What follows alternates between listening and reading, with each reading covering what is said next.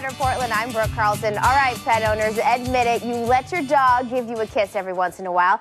That's because for years we've heard dogs' mouths are cleaner than humans. Well, apparently that's not really true.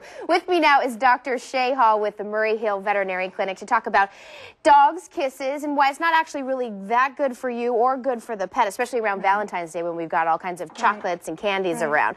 So let's talk about this dog kissing issue. Yeah. Not really the best thing. Well, I think, as long as you're taking the steps that you need to take to make sure that it's safe for you, I think it can be okay. We're not going to change people's behaviors. We're not going to change our dogs' behaviors. They do it as a sign of affection. They do it as a sign of grooming because we're part of their pack.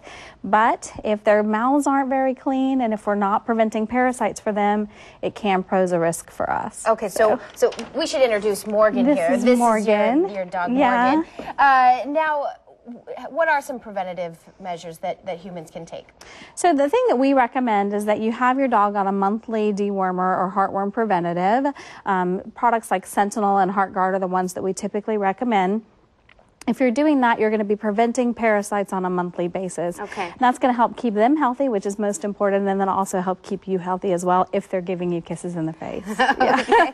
Brushing their teeth, that type of thing too. Definitely. So February just happens to be National Pet Dental Health Month. Okay.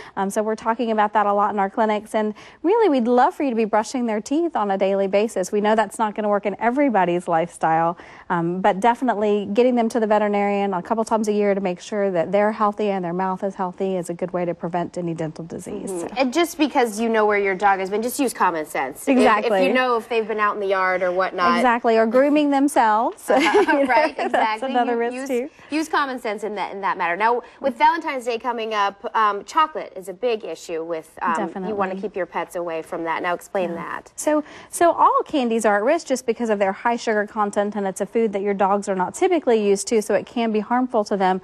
But most importantly, chocolate. And generally, the rule of thumb is that the sweeter the chocolate, the less dangerous it can be, but it can still be very dangerous. So things like white chocolate and milk chocolate are less dangerous than things like dark chocolate and cocoa powder. However, because of the compound that's in them, and there's less of that compound in the dark chocolates and the cocoa powder than there is in the sweet chocolates. But keep in mind that even a small amount in a small dog can be very dangerous and potentially even fatal. And when you say a small amount, what are you saying? So typically, like a Hershey kiss? Exactly, yeah. And a very small dog could be a potentially dangerous thing. So what I tell people is not to worry about the amount that they've ingested.